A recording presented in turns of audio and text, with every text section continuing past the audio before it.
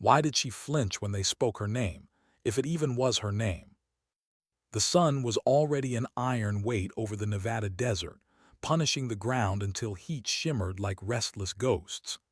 Dust hung in the still morning air, and every sound, footsteps, metal clicks, quiet conversations, felt sharpened, waiting for something no one understood yet. She stepped off the transport without a word. Small, hooded, wrapped in a desert scarf that hid half her face. A rucksack slung low, civilian-looking, worn soft like it had carried years of stories. SEALs, Rangers, Recon Marines, all elite, all confident, paused just long enough to mark her arrival before returning to their easy arrogance. She didn't belong. That was the consensus. Yet no one could say why. They called her the ghost mascot, the rookie afraid of the sun, a shadow who walked where she wasn't invited. Rafe Mercer, decorated SEAL, built from muscle, reputation, and ego, snorted loud enough for the desert to hear. Must be lost, or someone's charity case. His team laughed because that's what teams did when something unfamiliar unsettled them. Commander Adric Thorne didn't laugh. His gaze fixed on her as though he recognized something he wished he didn't. Age had carved caution into him. The lines around his eyes weren't just from years, they were from things he carried quietly, survived privately. He scanned his roster again, searching for a name that fit her frame, her silence. None did. Their exchange was brief, just a nod, a hushed conversation, too low for anyone to hear. But the tension in his shoulders betrayed something more than routine briefing. When he turned back to the assembled operators, his voice carried gravel and warning.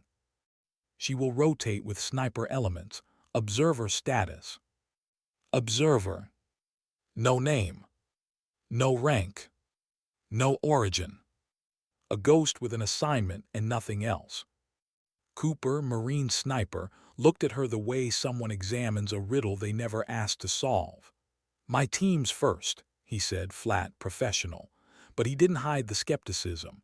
It hung on his tone like grit on the tongue. She followed without protest. Reed, loud, sharp-edged, too young for his arrogance, made sure she heard him. Don't trip on your shadow, ghost girl. No reaction. Her steps didn't falter. She took her place in the shade of a transport truck, folding into silence, unbothered by eyes clawing at her back. Her gear, civilian, battered, looked wrong among military precision. She pulled out charts, hand-drawn, creased at the edges. A notebook, cracked and stained, covered in symbols no one recognized. No digital rangefinder. No ballistic computer. Just ink, paper, and memory. Cooper watched her hands, steady, unhurried, every motion practiced with purpose. Yet something about the quiet precision made irritation flare. Adaptability mattered, but so did protocol. His unit worked like a single breath, not three operators and a mysterious shadow. You'll follow our systems, Cooper said, tone clipped. We don't run freelance. Her gaze lifted briefly. Calm. Unmoved. Your systems assume standard conditions, she said quietly. This range doesn't. The words struck like cold metal. Simple. Not defensive. Just true if she knew something they didn't. But how could she? Reed rolled his eyes so hard it seemed like performance. Great, she reads weather reports. Next she'll teach wind how to blow. Tors, quiet, observant, watched her differently. Not like she was a joke, but like maybe he sensed she wasn't here to impress anyone.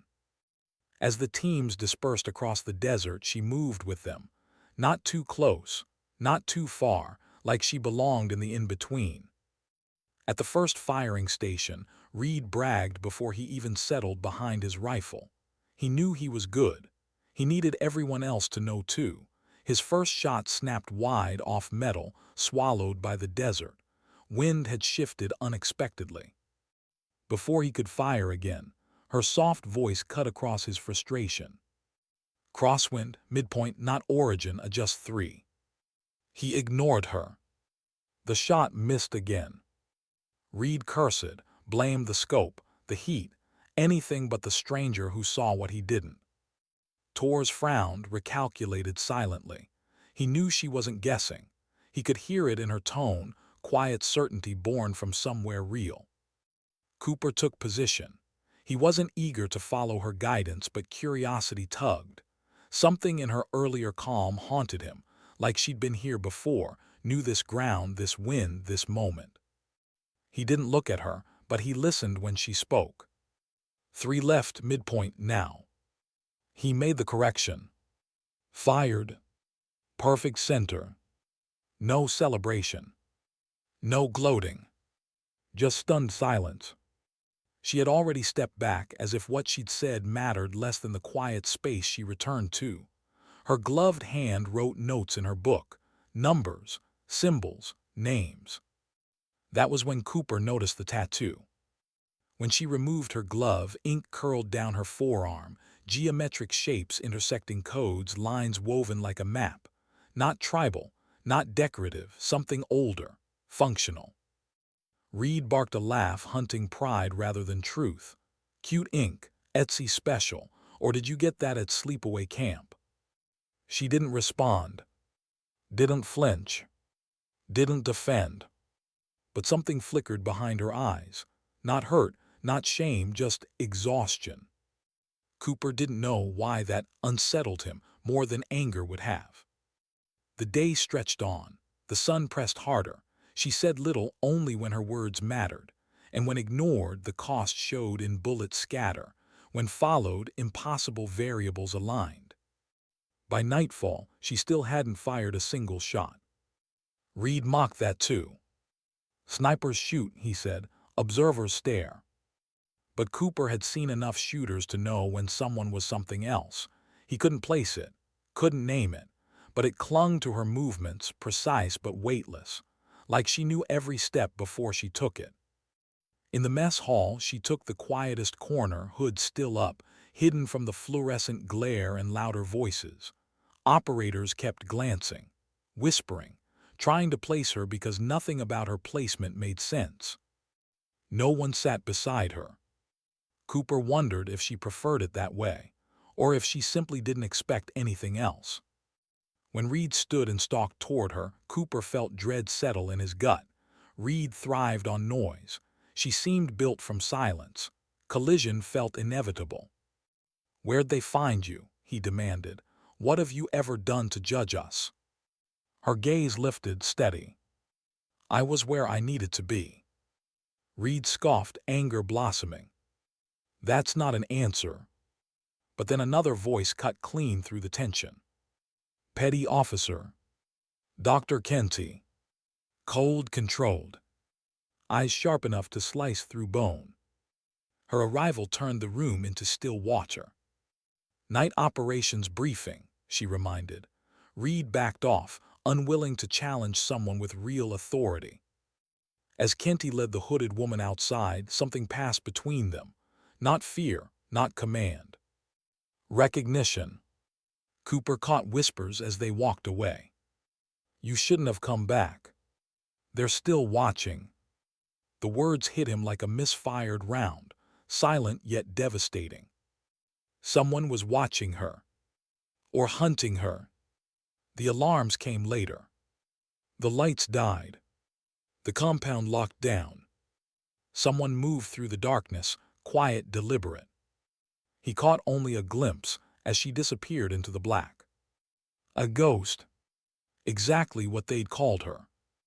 Only now the name felt less like a joke and more like truth. And for the first time, Cooper wondered. What was she hiding beneath that hood? Or worse, who was she hiding from? Whatever answer waited, it wasn't simple. Not anymore. Something had followed her to the desert. And whatever she carried, it was waking. Why was she returning to the shadows when everyone else was running toward the light? The compound choked under the blackout. Emergency lights flickered, turning operators into silhouettes, rifles raised without clarity. Orders clashed in the dark, voices sharpened with anxiety. Somewhere alarms howled like wounded metal. Cooper's pulse steadied automatically, not from calm but from habit. Chaos only mattered if it changed your next decision. He checked his team, accounted for Torres and Reed, but his gaze kept sliding toward the darkness beyond the mess hall, where he'd last seen her slip away. Her notebook lay half-hidden beneath an overturned chair. No one else noticed. Something in him moved without permission. He grabbed it, tucking it into his vest before anyone could question why. "Cooper," Reed hissed, "where the hell are you going?" "Securing position," he muttered, which wasn't a lie, only incomplete truth. Outside, the desert was pitch black beneath a clouded sky. The moon hadn't risen yet. Sand swallowed noise. Cooper scanned for movement. Shadows peeled and vanished like smoke. He saw nothing, but he felt something, unease thick and electric. Then far off, just for a second, a faint muffled thud. Not like a weapon, more like a door sealed, or someone locking something in. Before he could move toward it, Commander Thorne's voice cracked through the emergency channel. "All personnel hold perimeter. Protocol Kingfisher is active." "Protocol what?" Cooper froze. He never heard of it. Neither had Reed, his expression pinched with confusion and something close to fear. "What the hell is Kingfisher?" Reed whispered. Torres didn't answer. He listened, eyes narrowed, head tilted. "We're not alone out here." They secured their checkpoint, but Cooper's attention kept drifting to the notebook pressing against his chest like a heartbeat. Minutes crawled. Shouting. Footsteps. Nothing made sense. Then silence. Too sudden. Too complete. 3 hours passed before the all-clear sounded. When lights returned, the desert felt colder. Wrong. In the mess hall, rumors collided. Some said foreign infiltrators breached the perimeter. Others insisted it was a stress drill. Most tried to pretend they weren't shaken. Cooper knew better. The hooded woman was gone. Her gear gone. Her presence only a memory that soured the air. Commander Thorne briefed them with a tight jaw and tired eyes. "Security malfunction. System reset. We continue at 500. No explanation. No questions allowed. Dr. Kenty stood beside him, gaze clinical, judging reactions, not the situation. Reed leaned in, low voice sharp. "She bilayed, vanished, just like I said." Torres shook his head. "She walked away before the alarms. That's not running, that's knowing." Cooper didn't speak. He felt the notebook burning against his chest. Back in quarters, he waited until Reed and Torres focused on their gear before pulling it out. The leather was old, stiff at the spine. Faded geometric stamp pressed into the back, a design that matched the tattoo on her forearm. He opened it carefully. Numbers, symbols, hand-drawn terrain sketches. Not random, not decorative, patterned, precise. Names filled a page, some crossed out with perfect lines. Cooper frowned. Those names, some he recognized. High-value terrorist targets eliminated in the last few years. Others, American operators. Nothing about it added up. On the last page, a new list. This compound's roster. His name. Reed. Torres. Dozens more. No marks beside any. At the top, today's date, followed by a simple question mark. Reed re-entered the room abruptly. Cooper shut the notebook as if it held fire. "She's gone," Reed said. "Vanished, gear, bedroll, nothing." Cooper lied before he understood why. Maybe she completed her observation. Reed scoffed. "No one completes anything during a lockdown." He wasn't wrong. Torres looked thoughtful, voice quiet. "She warned us about the wind. She helped us. If she was hostile, why help?" Reed clicked his tongue. "Builds trust before the stab. Old trick. Cooper didn't argue. Something deeper than logic told him Reed was wrong. The woman's silence didn't feel deceptive. It felt protective. Sleep was an illusion. The compound hummed with tension. Cooper drifted in and out until something snapped him awake. A sound. Soft. Distant. Rifle fire. Not chaotic. Purposeful. Precise, shot spaced like thought. He rose before his mind caught up, tossed on boots, took his rifle, slipped out into the cold. The compound slept uneasily. Patrols moved, but none registered the distant shots. Cooper used Shadow's memory, instinct to reach the far training range, silent, black against faint starlight. He saw her. Alone. Hood down. Face bare. A silhouette etched against moon-washed sand. She stood at the firing line, reloading between shots with practiced grace. Each report echoed cleanly, a different signature, older, softer, like a rifle built before the rest of them were born. Improvised targets waited hundreds of meters out, some beyond normal range. Shot. Impact. Shot. Impact. Not wide hits. Perfect center. No spotter. No lasers. No calculators. Just her breath. Her eye. Her impossible stillness. Cooper didn't move until she lowered her rifle. His breath fogged in the cold air as he stepped forward. Impressive, he said softly, especially without a spotter. She didn't startle. She just turned, eyes calm beneath moonlight. In that moment he saw her clearly, not rookie, not observer. Soldier. One who had walked too close to death to fear it anymore. You should be resting, she said. He shrugged. Hard to sleep with you training the night shift. A ghost of a smile, small, painful. The wind speaks differently here than in Helmand. Helmand. Afghanistan. A battlefield. Your file didn't mention deployment there, Cooper said. My file tells what it must. She broke down the rifle, methodical, efficient. Who are you really? He asked. She paused. Someone completing a mission, same as you. This isn't a mission, it's training. Her eyes met his. No, Cooper, everything is a mission. The sooner you understand, the longer you survive. His throat tightened, not from fear. From truth he didn't want. She extended her hand. You took my notebook. Not a question. Cooper exhaled. He pulled it free. I read it. No one understands it, she said. He hesitated. The names crossed out. Are they targets? Not kills, she whispered. Saves. Before he could speak. Flashlight beams swept the range. Voices approached, patrol. He turned. And she was gone. As if she'd dissolved. Only the cold remained. Back at his bunk, the notebook lay heavy again. Not kills, saves. He replayed every moment from the day, and suddenly none of it felt like training. Morning came too quickly, sun hard on tired eyes. Cooper scanned the yard. No sign of her. Briefing began. Commander Thorne looked older, tense.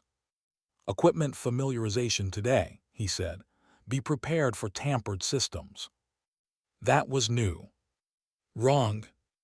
Reed cursed as his rifle fired wide, even though his numbers were perfect. Someone had adjusted tolerances, not to break but to test. Not sabotage. Instruction. Cooper saw the pattern immediately. Yesterday she'd told him. This range has anomalies. Torres whispered, reverent. It's field adaptability. Reed spit back. It's sabotage. But Cooper remembered her stillness. Her calm. Her questions. He remembered the notebook. The crossed-out names. The quiet pain in her eyes when Reed mocked her tattoo. Someone was keeping track. Someone had given her names to save, not kill. Was his name next? He didn't know. Only that she hadn't vanished because she ran. She vanished because something was hunting her. Something close. Something inside the wire. When Dr. Kenty crossed the range, silent and unreadable, she paused near Cooper. Adaptation is a survival trait, she murmured. Not all operators possess it. He couldn't stop himself. This isn't training. Her gaze held his cool, precise. Then trust your instincts tonight, she said, more than your orders. He felt his blood go cold. She knew. And somewhere out in the desert, the ghost with the strange tattoo was moving again. Not to disappear, but to protect. Because if her notebook was right, something inside this compound knew exactly who needed saving and who needed to disappear. Why did her warning feel less like fear and more like a promise? Late afternoon settled over the desert like a whisper, light dying into long, uneasy shadows. Operators moved through drills, but their discipline had softened into something brittle. Every sound felt sharper, every silence heavier. The night infiltration order came without briefing. No explanation. Just deployment. Cooper felt the shift immediately. This wasn't training. Not anymore. At staging, the teams lined up under the growing dark. Reed paced, restless energy radiating off him. Torres kept adjusting his sights, habit when nerves tried to speak through his hands. Then Cooper saw her. The hooded woman stood apart from the others, calm as still water. Same scarf covering her mouth, same unreadable posture, but her presence different now. Reed muttered, fantastic, ghost girl's back to babysit. She didn't look at him. Didn't need to. Her attention was already where theirs should have been, beyond the perimeter, reading the wind, the quiet, the threat. She approached Cooper first. I've been assigned to your team. No explanation. No request. Just truth. Cooper nodded once. Reed's protest died on his tongue when Torres stepped forward, accepting her presence without comment. Sometimes warriors recognized warriors before anyone else did. They moved into the mock village, dim structures, empty windows, stage silence, but something about the quiet felt wrong, too deep, too intentional. They cleared the first 3 buildings with textbook precision, corners, stairwells, rooftops. No role players, no targets, no markers. It was too clean. They reached a larger 2-story structure. Their assigned route took them straight through it. Reed whispered, "We move." But before Cooper could signal, she raised her fist. "Halt!" Her voice barely carried. "Not this way." Cooper scanned. He saw nothing. Heard nothing. "What's the issue?" he whispered. She pointed to the structure. "Live demolition charge, not simulated." Reed almost laughed. "Impossible, it's training." But Torres froze mid-breath. "You're sure?" She didn't answer. Because the truth didn't need her voice. Cooper weighed orders. Mission route. Procedure. Chain of command. Then he heard Kenty's voice echo from hours earlier. "Trust your instincts tonight. More than your orders." He exhaled. "We change approach," he said quietly. "Southern flank." Reed hissed in disbelief. "That'll tank our evaluation." Cooper locked eyes with him. "Unless we don't live long enough to care." They moved. 10 steps. 20. Just enough to escape the blast cone. Boom! The building imploded inward. Concrete, wood, heat, and flame punched the air so hard it knocked them off their feet. Dust swallowed moonlight, turning night into chaos. Reed stared at the crater where they should have been standing, shock bleeding into fear. Torres whispered, voice trembling. That wasn't training. No one responded. Because they all knew. Someone put a real bomb inside a mock target building. And only she knew it was there. Before they could regroup, she was already on her feet, moving silently toward the command post. No hesitation, no confusion. She moved like someone who'd been expecting this. "Hey," Reed yelled after her, coughing dust. "Where are you going?" But she didn't look back. Cooper followed her. Because answers were moving with her shadow. They slipped behind the command tent, crouching in darkness. Through a slit in the canvas, voices spilled into the night. Commander Thorne. Dr. Kenty. Unfamiliar intel officers, tense, rushing. Thorne's voice carried a fury Cooper had never heard from him. "Who authorized live demolitions on my range?" No one answered. A different voice, flat, shaken. "No authorization exists, sir. All explosives signed out are accounted for." "Then someone brought their own," Thorne growled. Silence. Then Dr. Kenty's calm voice cut through. "Not sabotage, a message." The tent went still around her words. Cooper felt the woman beside him stiffen, like she knew this message wasn't news, just confirmation. Inside, Thorne lowered his voice. "This changes the timeline. Phantom Task Force was dissolved for a reason." Another voice, older, colder. 3 survivors declared KIA. KIA. Killed in action. Kenty's tone dropped, almost mournful. 2 are confirmed dead, 1 remains. Then, she walks among us. Cooper's heart stopped. Only one person that could be. Reed appeared behind them, voice cutting through the revelation like a blade. "Nice night for eavesdropping." She disappeared into the shadows the instant Reed spoke, gone, before Cooper could even turn. Reed stared at him, betrayal simmering. "She knew about the blast before it happened, and you," his gaze narrowed. "You've got her notebook, don't you?" Cooper said nothing. Reed stepped closer. "Whatever she is, she's not here to help us." "She saved us," Cooper snapped. "That building collapsed exactly where we were headed." Reed shot back. "Or she planted it so she could save us later. Psychological leverage. Classic infiltration tactic." Cooper hated that the logic wasn't entirely wrong. Except he'd seen her face at the range. The scar, the fatigue behind her eyes. That wasn't the face of someone playing a game. That was someone who'd survived everyone else dying. Before they could argue, rotor wash hit the compound. Unmarked helicopters landing outside the perimeter. Black Ops silhouettes.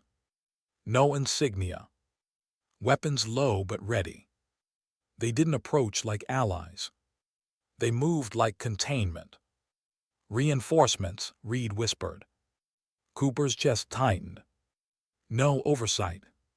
Because these weren't soldiers arriving to help.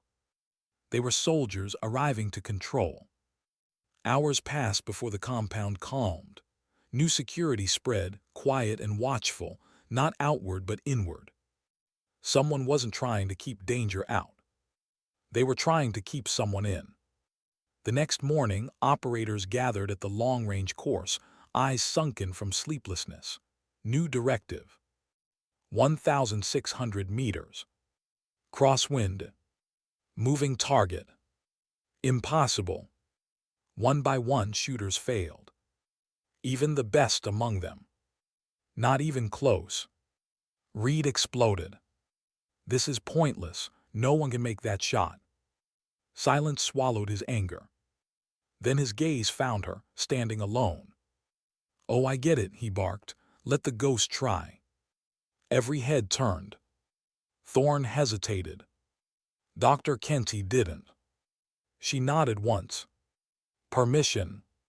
Or acknowledgement. The woman stepped forward. Hood lowered. Scarf removed. Her face sharp, cut by old pain. Every operator watching forgot to breathe. She carried an older rifle, weathered, marked by strange symbols. A relic, but sacred.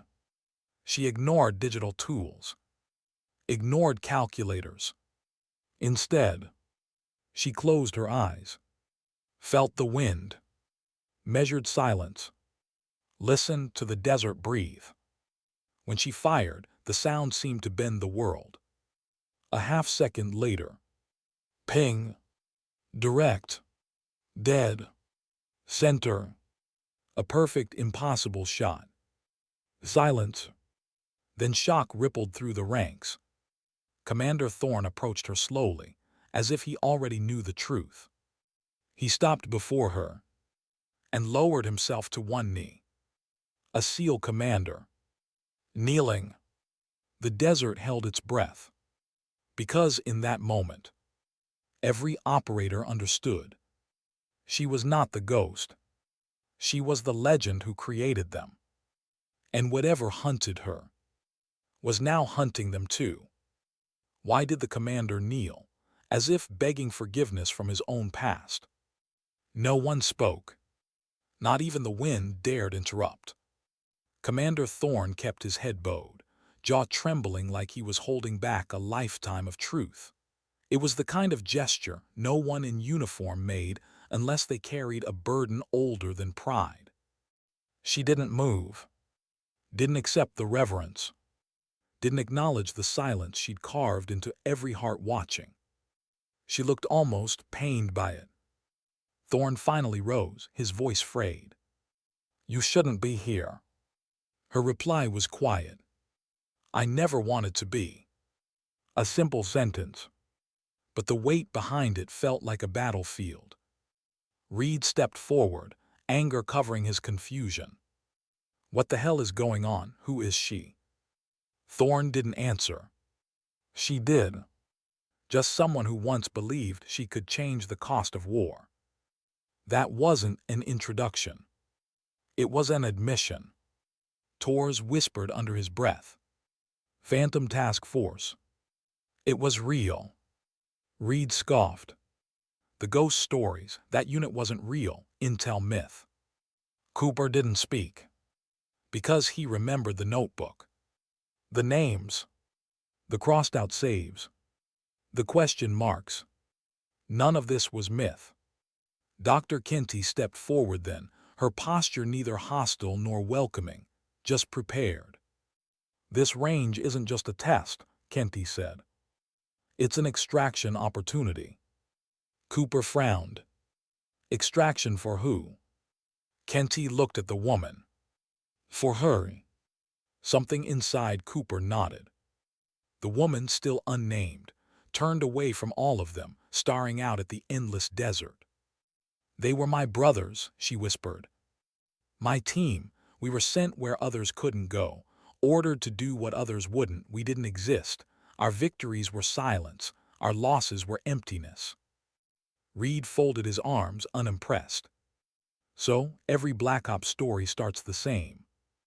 Her eyes lifted, and what lived in them froze him mid-breath. "No, Reed, we weren't killers. We were extractors." Torres blinked. "You saved targets." "We saved people," she said. "Human beings caught between sides. Civilians, hostages, even enemies who no longer believed in the war they were fighting." Cooper felt the truth hit him. Because no one risked anonymity for glory. You only disappeared for justice. She continued. "But the last mission, the desert mission, was the one that broke us. A trap. No one was meant to survive." Her voice wavered, not from fear but memory. "They sent a ghost unit to die, so no one could question why we existed." Torres swallowed. "And you're the survivor." She nodded once, slow.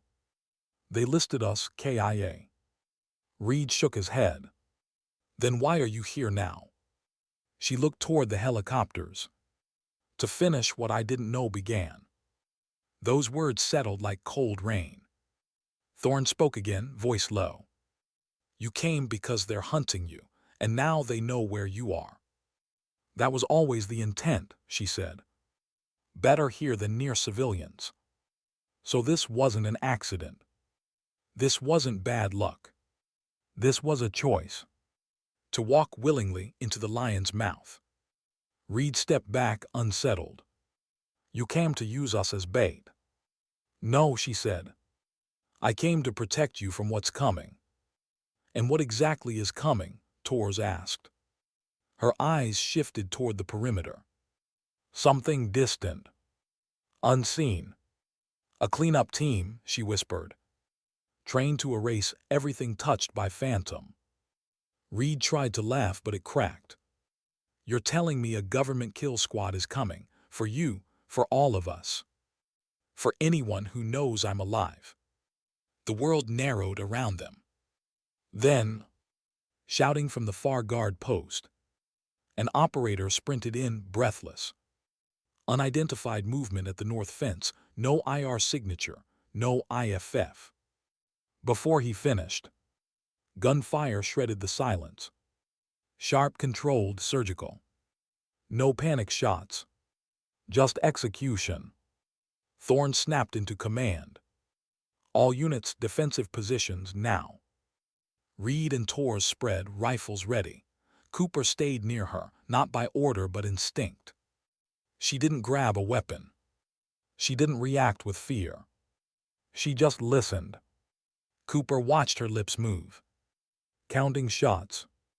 Mapping positions. Reading death in the dark. One team, 6 operators, she whispered. Second team, 2 minutes behind. Torres stared. How do you know? Because I trained them. Her voice was a blade in the night. Reed spit. You trained the people trying to kill us. No, she corrected softly. I trained the ones they couldn't kill. These are what replaced them. The night bloomed with shadows. Dark figures slipping through fencing like smoke, not triggering alarms. Their rifles didn't flash. No muzzle bloom, suppressed, professional. Cooper's skin crawled. These weren't mercs. These were ghosts. Just like her. A sniper round cracked. One shot. And the guard tower went silent. Reed cursed. Where the hell are our drones? Kenty responded sharply. Communications jammed. External feed compromised. Of course. Cooper felt his breath steady. Not from calm, but resignation. This was no simple attack. This was a sweep. A purge. Thorne barked orders. Teams repositioned. Barriers formed. But the night moved too quickly. She touched Cooper's arm. A whisper of urgency. Don't engage them head-on. They isolate and neutralize. Run, and you die one by one. Cooper nodded. Then what? We draw them in. Break their pattern. Change the wind. The word sounded strange. But he trusted them anyway. Something exploded at the fuel depot. Not a detonation, but a bright flare, lighting up the compound. And then they saw them. 8 shadows. Moving low, fast, perfect. No wasted steps. No hesitation. Their faces masked. Their bodies blacked out. They weren't here to fight. They were here to erase. Operators fell back, firing controlled bursts, but the attackers were already shifting, adapting, unshakable. Reed shouted, "This is insane. We need air support." "ATC is dark," Kenty warned. "No flights inbound." Meaning, they were alone. A shadow dropped from a rooftop toward Torres. Before Cooper could lift his rifle. Crack! The attacker folded midair. Hit center mass. Smoke rose from her rifle. She was already reloading. Her voice remained steady. "We go to the observatory ridge. High ground, limited angles." Thorne nodded. "You heard her move." Reed hesitated. She's not in charge. Cooper snapped. She just saved Tor's move. They sprinted across open ground, bullets tracking the sand inches behind their boots. When they reached the ridge, the desert spread below them, golden under flare light, violent under shadow. Her breathing remained calm, controlled. 6 down below, she whispered. 2 flanking left. Cooper swallowed. You see them? No. I feel them. Tors looked at her with something like awe. Reed looked at her like she was the danger. And maybe she was. Just not to them. Below, shadows advanced. Silent, lethal. She raised her rifle, tattoo glinting under moonlight. That mark Tors breathed. What does it mean? She didn't take her eyes off the scope. It means this fight started a long time ago. She exhaled. And tonight, it ends. Why did her calm grow stronger, while everyone else began to break? Below the ridge, the desert pulsed with moving shadows. Tight formations, minimal noise, no wasted motion. They didn't hunt with rage. They hunted with purpose. Thorne whispered into his mic, even knowing no one was listening. Echo teams collapse inward. Hold fire unless sure. Static answered. No command net. Total blackout. The cleanup team was cutting threads one by one. She lay prone at the ridge's edge, rifle so still it seemed part of the earth. Cooper tracked her breathing, slow, deliberate. The kind of breathing you learn only after death sits at your shoulder long enough to teach. Cooper positioned himself next to her. Reed and Tors covered flanks. Thorne watched the desert, jaw clenched. Then everything went still. The attackers froze mid-step. Every one of them. As if someone had pressed pause. They were listening. Not to radio. Not to commands. To her shot. Her single bullet had spoken louder than any order. A ghost calling other ghosts. Then, their formation shifted. They angled toward the ridge. Toward her. Reed cursed under his breath. They know where she is. No, Cooper whispered. They already did. That truth landed heavy. She adjusted her rifle. Not hurried, not anxious. I'll give you 30 seconds, she said. Thorne's eyes narrowed. For what? To decide who you want to be when this is over. Reed scoffed. What is that supposed to mean? Her voice stayed steady. They didn't come for you. They came for me. Stand with me. Or leave now. Both choices hold consequence. Reed stared at her. You mean die with you or run? No, she said softly. I mean live with what you chose. Those words hit harder than any threat. Tors swallowed. I'm staying. Cooper didn't hesitate. Same. Thorne nodded once. Always. Reed hesitated. Fear and pride wrestling behind his eyes. Then he took his position. Fine. She didn't thank them. Didn't smile. She simply sighted in. As if acceptance was already written. The first attacker crested the dunes. A blurred figure in the sand. She fired. One shot. Head dropped. No drama. Even Reed sucked in a breath. Cooper shifted sightlines. 2 more shapes moved at a different angle, unpredictable. These weren't amateurs. Mark's right, he whispered. I see them, she murmured. Though she hadn't looked. She exhaled. Not like she was firing a rifle, but letting go of memory. 2 shots. 2 bodies folded. The cleaning team was good. But she was something else. Reed muttered, nobody that fast. Tors answered quietly. She is. But then the pattern changed. More shadows peeled wide, flanking further than normal engagement range. They're not pushing us, Thorne said. They're shaping us. Into what? Reed snapped. A cage, she answered. Cooper's gut tightened. What's the end game? She kept scanning. To isolate me. They want you to run. To doubt.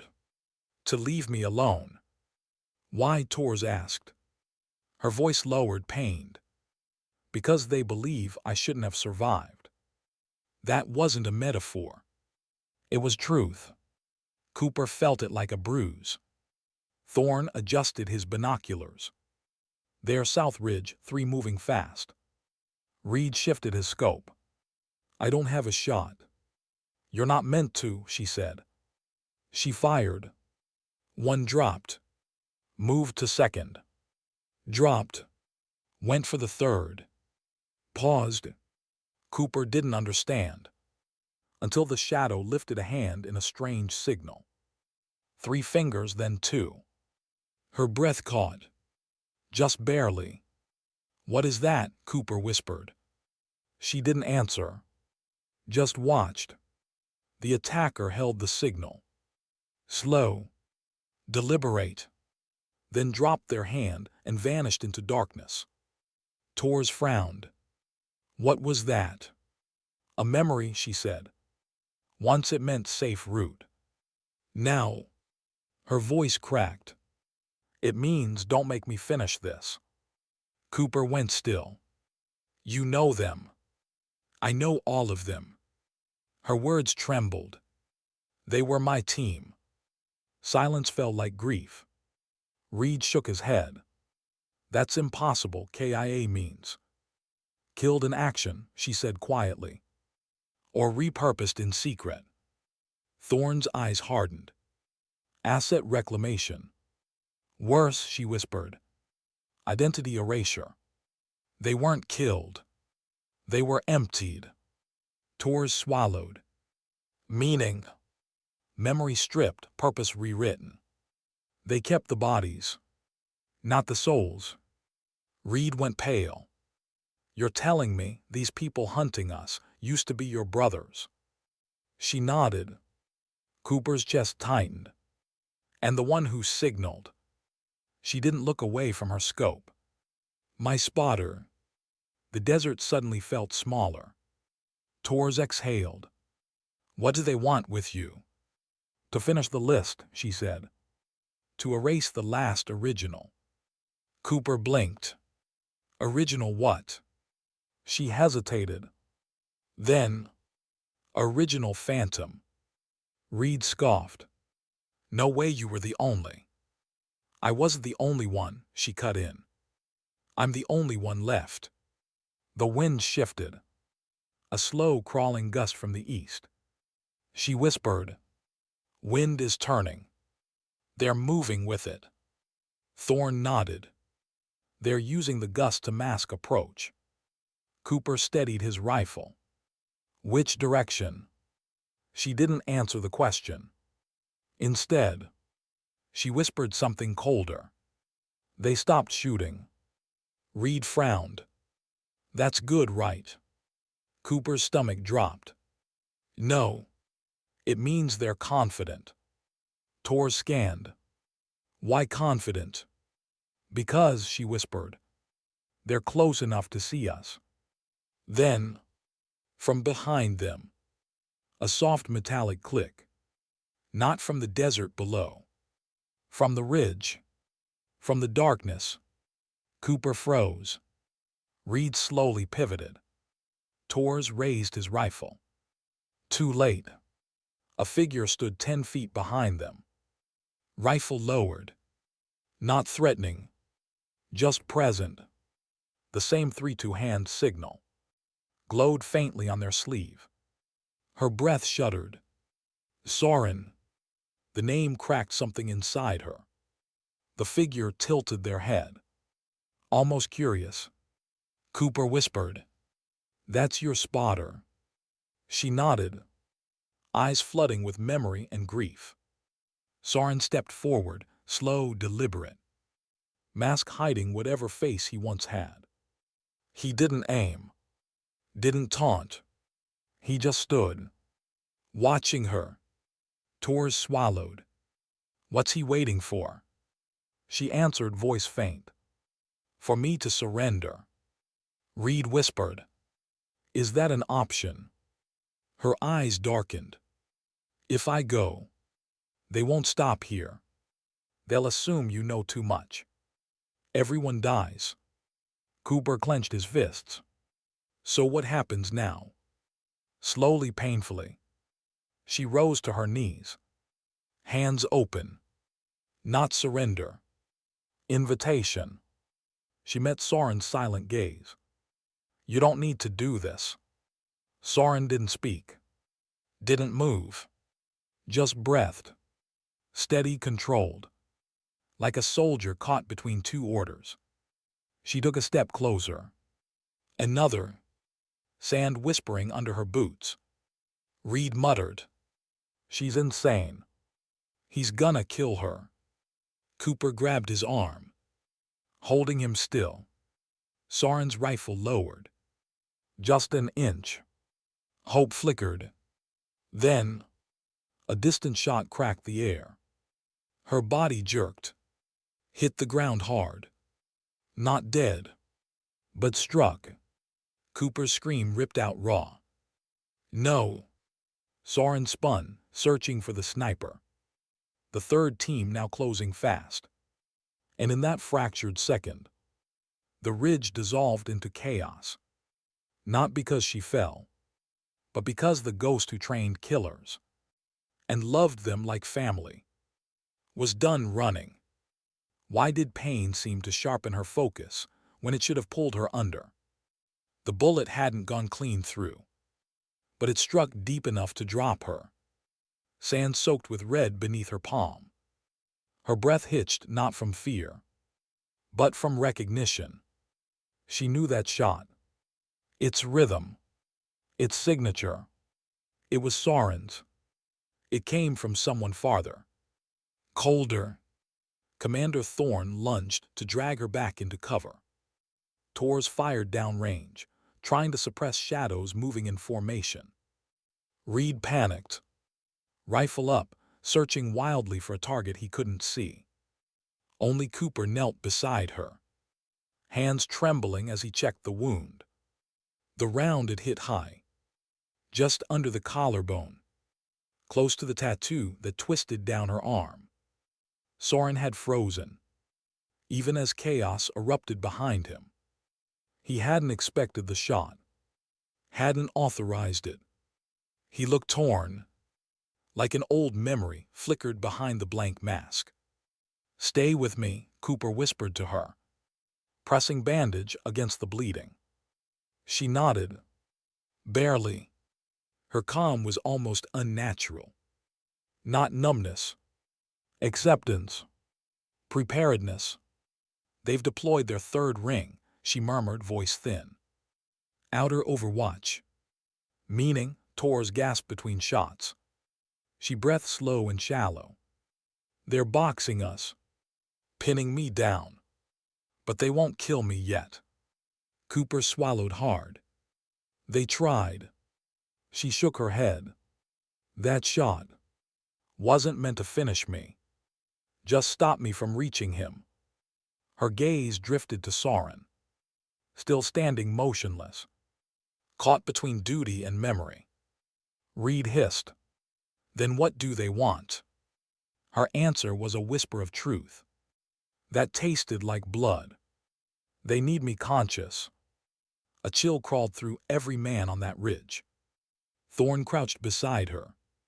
What's your condition? Manageable. A lie meant to keep them steady. Cooper wrapped dressings, but she pushed his hands away gently. Leave it.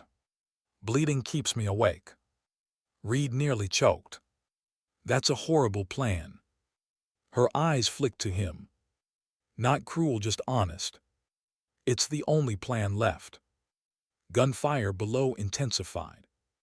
Tor spotted 3 shadows advancing. With deadly efficiency. "They're flanking hard," he shouted. Cooper raised his rifle. But she grabbed his wrist. "No. They want firing signatures. They're mapping us." Reed stared at her like she spoke another language. "What mapping?" "They're studying how you move. So phase 2 is lethal." Tor's voice sharpened. "This isn't a raid. It's a harvest." She nodded once, eyes burning with something ancient. "It always was." Then, Soren finally moved. Slow, reluctant. He lowered his rifle fully. Hands up, palms open. A gesture of memory. A thread of who he used to be. He stepped toward her. Toward them. Tor's tensed. Reed raised his rifle. Cooper whispered, "Wait." Soren's steps were deliberate. Not hostile. Tormented. He approached her as if every inch was war against an unseen order. When he reached her, he dropped to his knees, face mask inches from hers. She looked at him, like she still saw the man beneath the hollow shell. "Soren," she breathed. He tilted his head, like trying to remember a language he once spoke fluently. His hand lifted, hesitant, toward her wound. Tor's almost fired. Cooper steadied him. Soren stopped inches from her skin, fingers trembling. He wasn't trying to hurt her. He was trying to help. Reed whispered, What are we looking at?" Tor's answered, "A man fighting his orders." She swallowed a cry, pain biting with every breath. "You still know me," she whispered.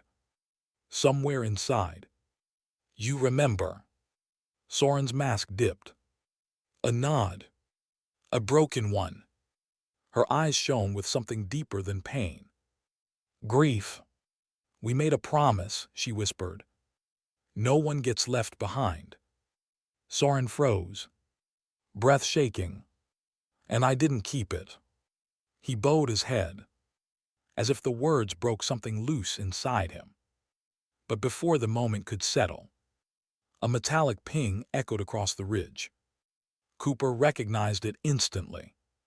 The cold, clean signature of a command relay. Soren seized, back arched, like electricity crawled through his spine. Tor's cursed. "They're rebooting him." His head snapped upward. Breathing shifted. Calmer. Deadlier. The memory was gone. What remained was the weapon. He stood, lifted his rifle. Cooper lunged, but she caught his arm. "Don't." Soren aimed. Not at her. At the shadows behind him. And fired. 3 precise shots. 3 bodies dropped. Reed blinked. "He's helping us." "No," she murmured. "He's helping me." Soren pivoted, firing in wide arcs. Not to kill everything, but to create escape lanes. Tor stared stunned. "He's breaking formation." Thorn barked. "Move, use the window." They hauled her up, gently but fast, legs buckling beneath her.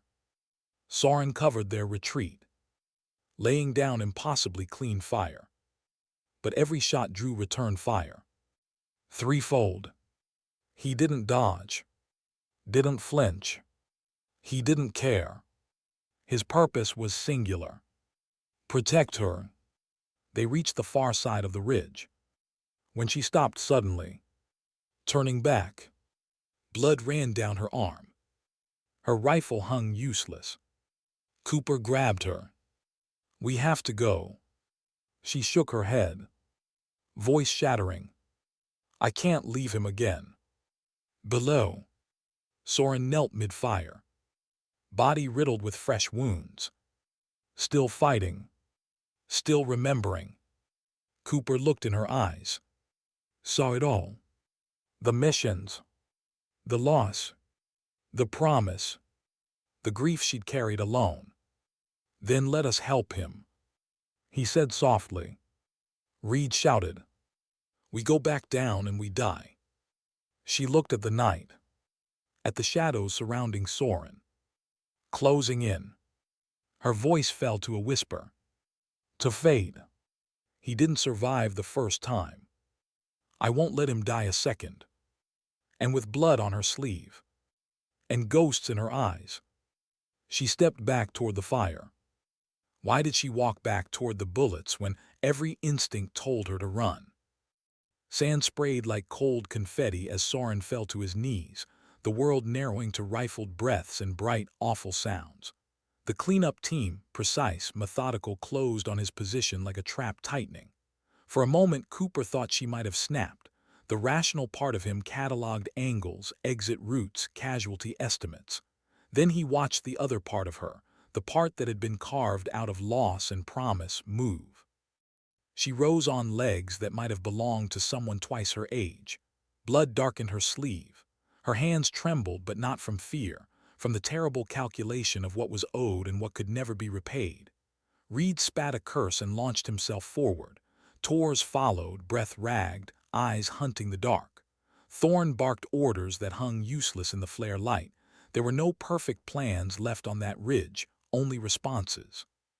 Soren, she called, voice raw and small, and the name wrapped the cliff of their world around her like a rope.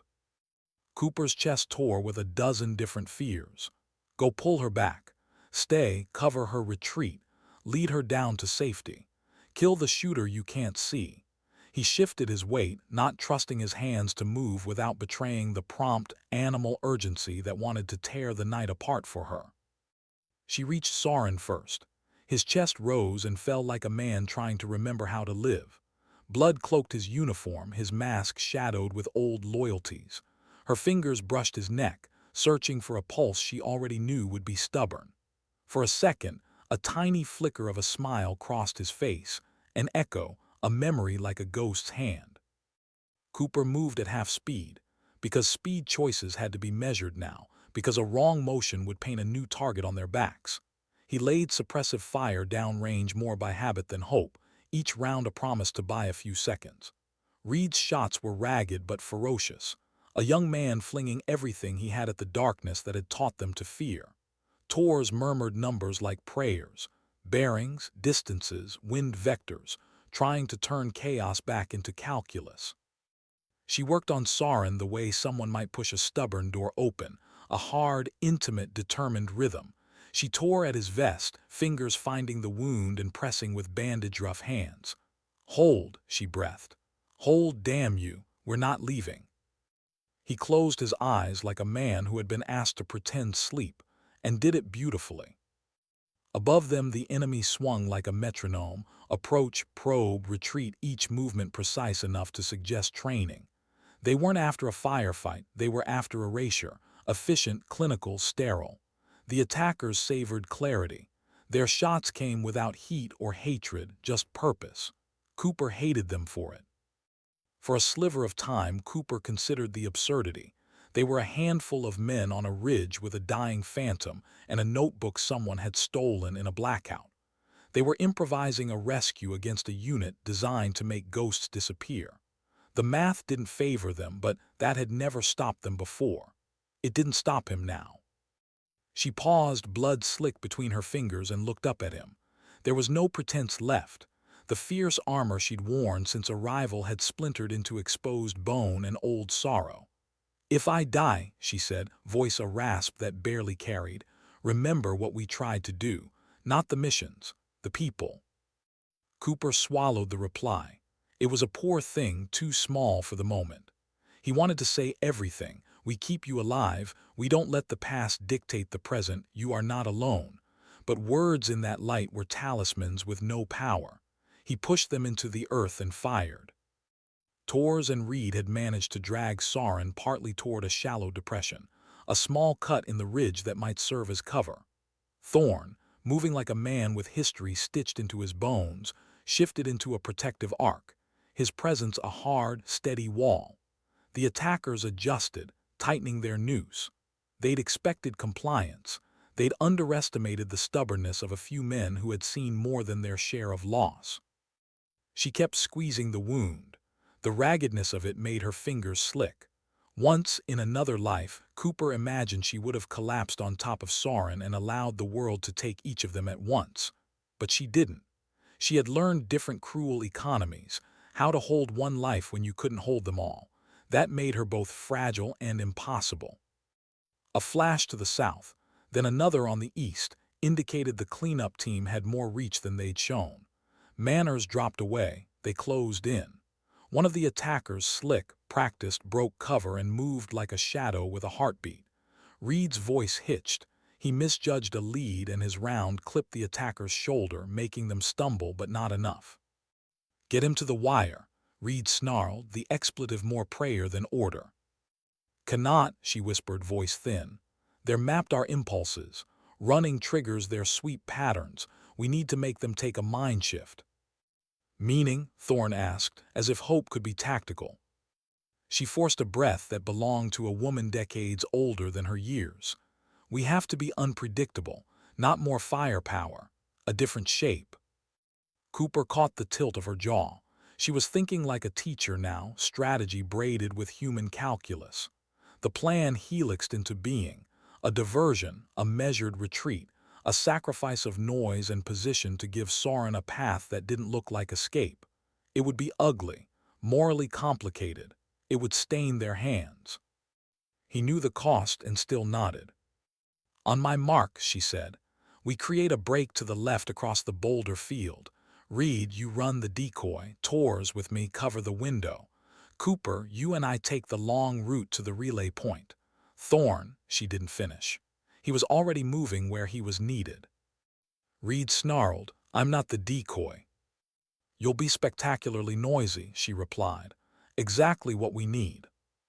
He hesitated, then laughed a brittle laugh and spat, "Fine. Then I'll be the fireworks." He surged up, a living flare sprinting right where the attackers expected motion. Bullets stitched sand behind him. Reed threw himself into the dark like a man hurling his body to change a map. The enemy shifted, responding to the lure. They recalibrated instantly, trained dogs hungry for shape. That left the narrow corridor to the left less watched. Tors and she laid down steady, deliberate fire, not to kill but to make position costly. Cooper and Soren, braced by Thorne's flat-backed presence, started a slow, awkward crawl through the tumble of rocks. Soren moaned, a thin sound that made Cooper want to rip the night apart with his teeth. He coughed and coughed, sleeves bloody, lips pulling in and out. He was still there, still remembering enough to want to breathe. It was the small victory that kept Cooper from falling apart. They moved like wounded animals, all of them playing a role that would mark them later, heroes or fools depending on which history wanted them. Reed screamed once more, a savage, triumphant sound as he blew himself into visibility. The cleanup team reacted like synchronized dancers, turning, snapping, re-aiming. In the carving second when the enemy's gaze parted, Soren stumbled forward. He was not graceful. He was ragged and human. He pulled himself up with her hands braided through his, and the two of them moved like something tied by memory to each other. For a blink, Cooper thought he saw the old bond. They had been a unit once, moving in sync, saving people who had no other saviors. Then the world yanked them back into reality. A bullet struck the slope near them, throwing up grit. Reed fell, not hit cleanly but collapsing in the confusion, limbed by flare light and dust. Thorne drove forward with disciplined fury, dragging Reed down and covering the retreat. They made the relay point with a raw, ragged tenacity. Soren slumped against a wind-worn boulder, breath rattling. The bandage on his shoulder looked amateurish, but it held. Cooper tore his own shirt to wrap a final tight knot. Her hands trembled, blood everywhere, and still she looked fierce. Around them, the cleanup team's movement slowed, their advantage blunted by unpredictability. They adjusted, but not quickly enough. The battered team had created a gap big enough to vanish through. She sat down next to Soren, head bowed, and the sheen of tears finally broke her face. Cooper came to her side and didn't speak.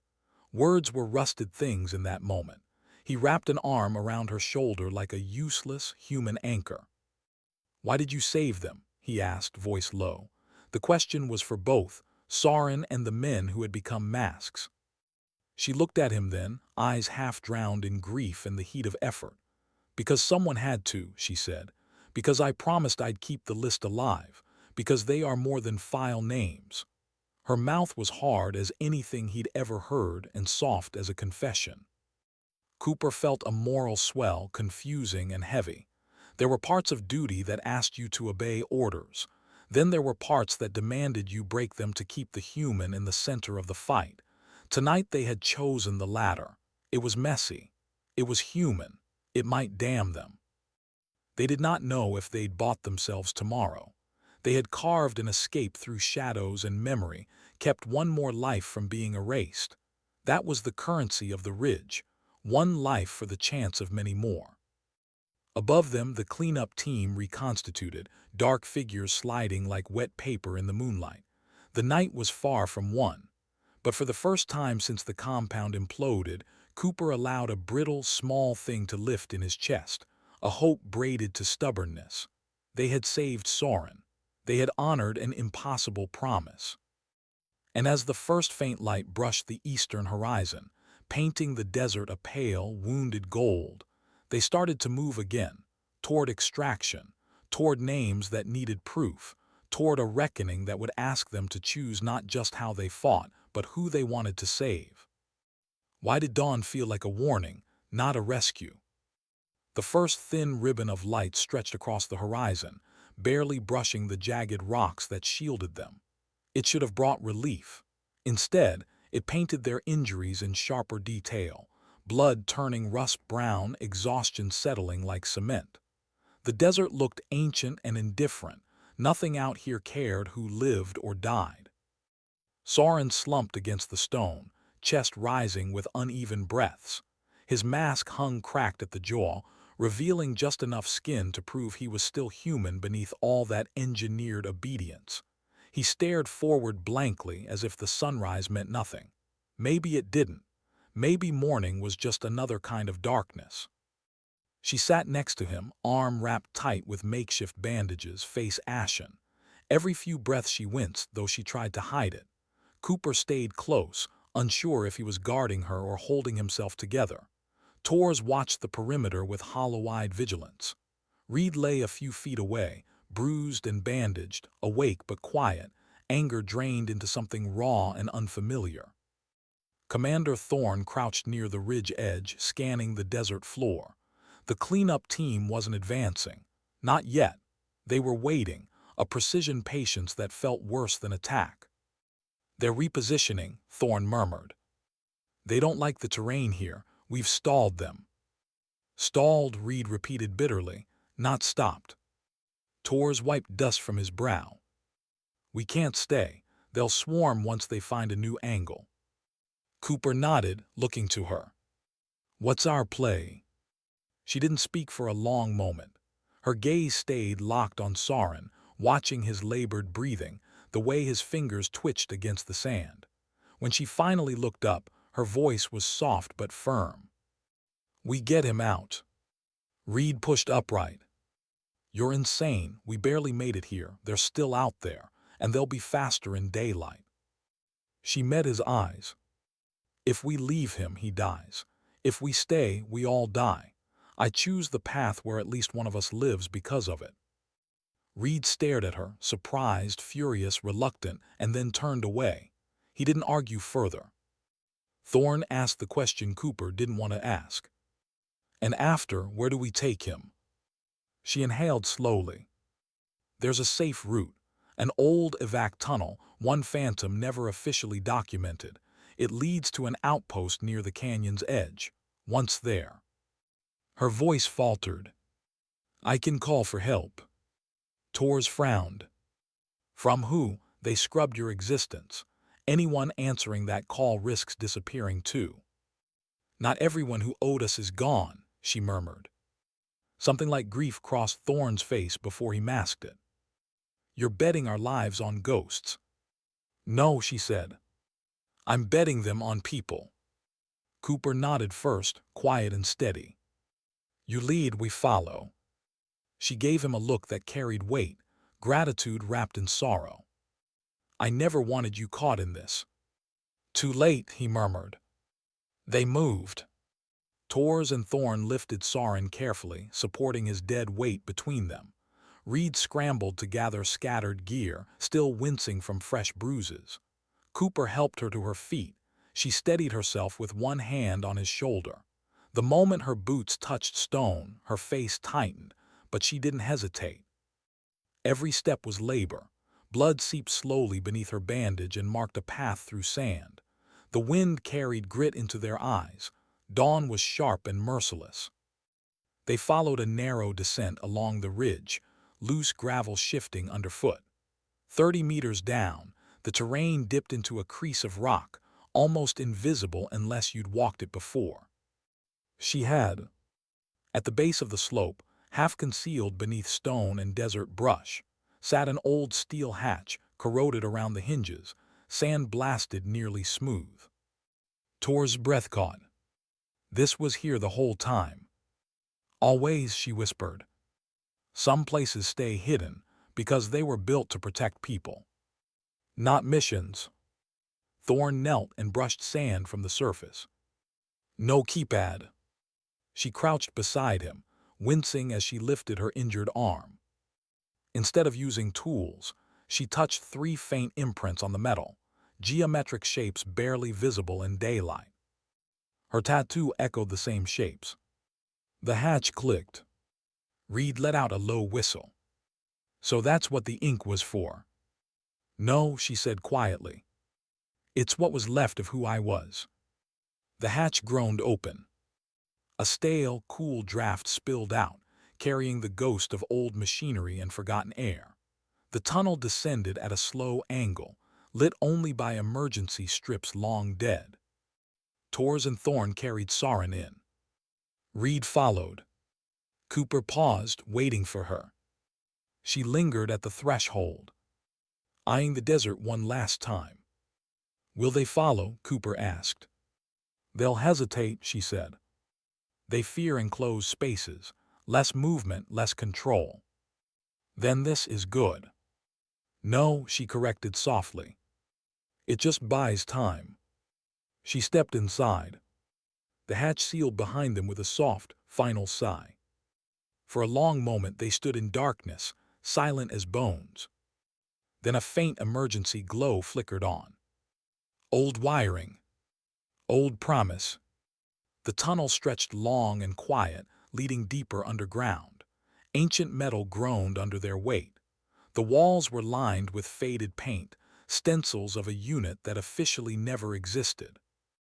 PHNTM-01. Barely legible. Almost erased. Reed whispered. So this was real. She didn't respond. Her eyes fixed on the floor, where faint, hand-drawn chalk marks guided the path, curving left, right, left again. Soren stirred, breathing shallow. Stay with us, she murmured. We're almost there. The tunnel opened into a larger chamber. A supply alcove built for emergencies. Cots. Water drums. Old field med kits. Time had stripped most of its life. But enough remained. Thorne and Tors lowered Soren onto a cot. Cooper grabbed supplies. She knelt beside Soren, pulling away old bandages with painful care. Reed hovered awkwardly, wanting to help, not knowing how. She worked quickly, hands bloody, movements deliberate. Tors assisted, handing her tools with quiet precision.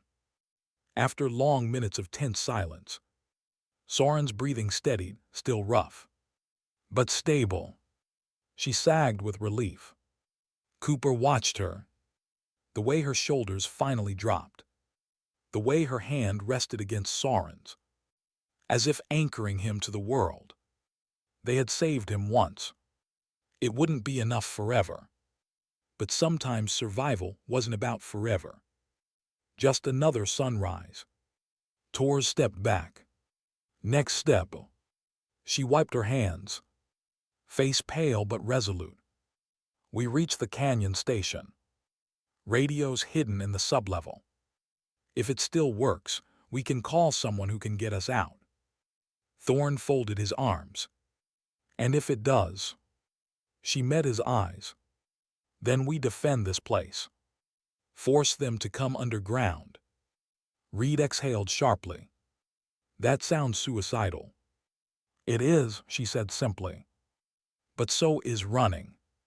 Cooper's voice softened. We'll take it one move at a time.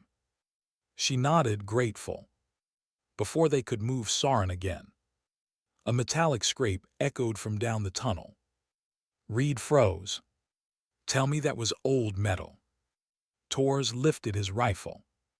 Too rhythmic. Thorn's jaw tightened. They found the hatch. She rose slowly. Every injury screaming.